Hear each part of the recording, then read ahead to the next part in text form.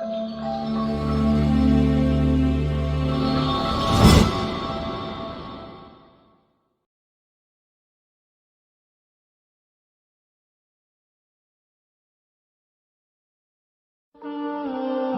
Nabi, kalau seseorang ingin dirubah oleh Allah pribadinya jadi baik menurut Allah, bukan menurut manusia. Ketika Allah menginginkan seseorang berubah jadi baik, ternyata bukan dunia yang pertama kali diberikan. Dunia terlampau kecil.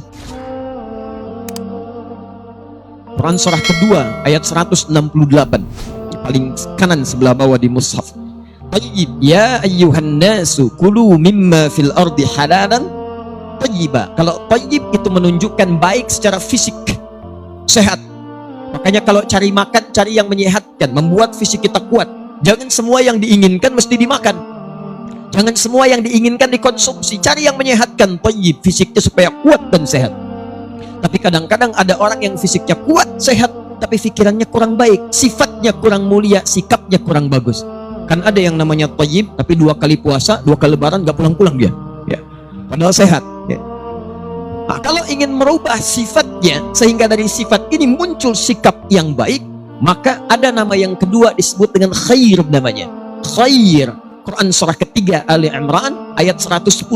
Paling kiri sebelah atas di mushaf. Khair. Kuntum khaira ummah. Kata Allah, kalian itu umat terbaik.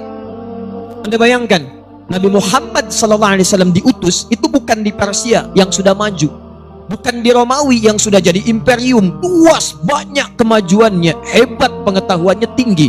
Tapi Nabi diutus di tengah-tengahnya yang terhimpit, tengah-tengah dunia, terbelakang, jauh dari peradaban, tidak punya teknologi, sikap-sikap buruk semua. Diutus di situ. Begitu diutus, risalah dikumpulkan oleh Nabi, diajarkan risalah Islam, bertransformasi dari yang tertinggal jahiliyah menjadi khaira ummah. Jadi kalau dulu ada orang paling buruk, sekarang nampak jadi paling baik di muka bumi. Kalau ada orang paling pendusta, jahiliyah sudah banyak. Makanya kalau ada pembohong sekarang, dia telat, keduluan sama orang dulu. Dan jahiliyah mau berubah. Seburuk-buruknya jahiliyah, dari pendusta jadi orang paling jujur. Seburuk-buruknya dulu orang sombong, yang sombong banyak. Banyak. Abu Jahal, Abu Lahab, abu-abu yang lainnya ada. Jadi kalau yang abu-abu sekarang muncul ikutan sombong, dia telat. Sudah ada yang dulu. Tapi ketika turun kemudian dari risalah Islam disampaikan oleh Rasulullah SAW, yang lain-lainnya memilih berubah jadi orang paling baik. Maka turunlah kalimat Nabi disampaikan, man yuridillahu bihi khaira. Jika seseorang diinginkan oleh Allah berubah sifatnya jadi baik, yang dulunya maaf sekali kasar jadi lembut, yang dulunya banyak dengan kemaksiatan berubah jadi lebih baik. Kata Nabi, kalau seseorang ingin dirubah oleh Allah pribadinya jadi baik menurut Allah, bukan menurut manusia. Anda boleh disebut oleh orang Semarang paling baik, tapi mohon maaf, di Jawa Barat belum tentu mengenal Anda.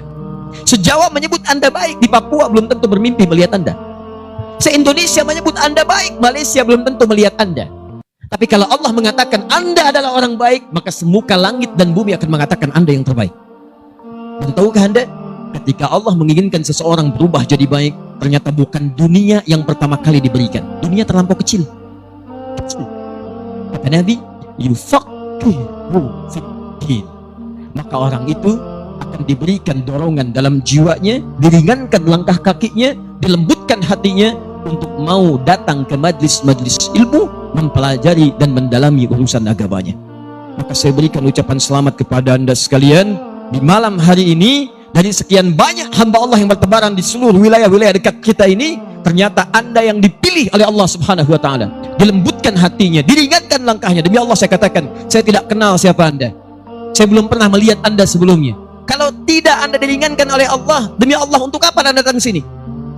Maka saya katakan selamat, Allah telah menginginkan Anda berubah menjadi orang baik, dan dengan itu pertahankan kebaikan ini. Jangan kadang Allah naikkan, Anda turunkan. Ini yang keliru. Allah sudah naikkan iman kita, tapi kadang manusianya yang menurunkan lagi. Saya ambil contoh begini. Mana yang paling bagus, sholat berjamaah atau sholat sendirian?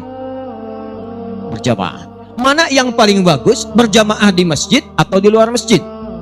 Masjid. Misal antum subuh sudah ke masjid, sholatnya berjamaah.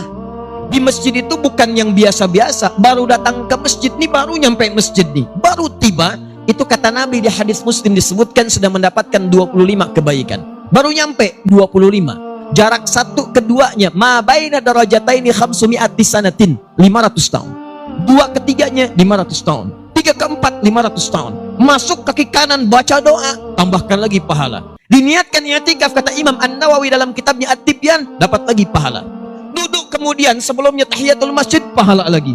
Tilawah, pahala lagi. Salat, zikir, pahala. Sampai pulang, pahala lagi. Demi Allah saya katakan teman-teman sekalian, antum sudah sholat di masjid, sholatnya berjamaah. Subuh sudah Allah angkat ke level tertinggi. Kenapa zuhurnya antum turunkan lagi? Tiba-tiba zuhurnya antum sholat sendirian.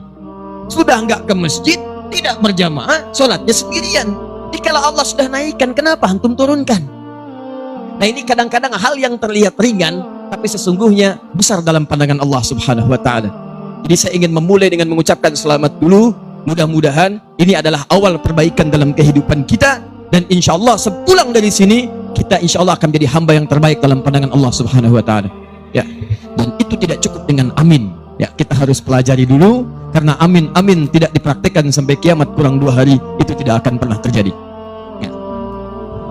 Minimal yang sebelah sini saya lihat wajahnya sudah semakin bercahaya, ya, Masya Allah, kena pantulan lampu. Yuk kita mulai bahasan kita malam hari ini. Semoga Allah berikan kesabaran untuk kita ya. Baik, tadi khair sudah saya tambahkan supaya tidak penasaran. Kalau kebaikan itu sifat dipraktekkan berubah jadi ma'ruf namanya. Thayyib, khair, ma'ruf. Kalau yang baik itu diniatkan karena Allah, maka berubah jadi ihsan namanya. Ihsan. Karena ada orang baik tapi kebaikannya tidak diniatkan karena Allah. Ada. Maaf ya, maaf. Antum kalau kedatangan tamu, misal saya bertamu ke tempat antum, disiapkan makanan nggak? Minuman? Kenapa? Karena Ustadz mau datang tamu. Bukan. Rumus hadisnya, perhatikan hadisnya. Man kana yu'minu billahi wal yaumil akhir falyukrim dhaifah. Siapa yang merasa beriman pada Allah dan hari akhir, jadi melakukannya karena Allah, bukan karena tamunya datang. Jadi mau tamu mah nggak ada tamu, kalau kata Allah jamu, ya jamu. Jadi kalau cuma sekedar menjamu karena tamunya mau datang, jangankan yang beriman, yang tak punya iman pun melakukan hal yang sama. Maka orang ihsan itu, dia mengerjakan semuanya karena Allah. Makanya sekalipun tamunya nggak datang, dia nggak kecewa. Karena Allah yang perintahkan, bukan karena tamunya yang datang. Kalau antum kerjakan karena tamunya, ana mau datang nih, foto silahkan, ana siapkan yang terbaik jamuan. Di pertengahan tiba-tiba 10 menit lagi mau nyampe, afwan ada kejadian, saya nggak bisa datang nih.